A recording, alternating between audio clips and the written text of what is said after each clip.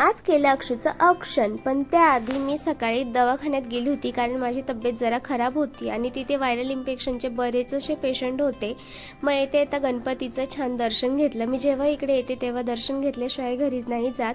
मग पटकन घरी गेले कारण मी या पिल्लाला घरीच ठेवून आले होते आणि बघा ते किती क्यूट रिॲक्शन देत आहे. त्यानंतर आज होती दीप अमावस्या, तर त्यासाठीच मी घरातले सगळे दिवे छान स्वच्छ केले आणि छान सगळे प्रज्वलित करून घेतले आणि आजच्या दिवशी दिव्यांचीही पूजा करतात. सोबतच आपल्या बाळासाठी एक कणकाचा दिवा बनवून तिचे औक्षण करतात.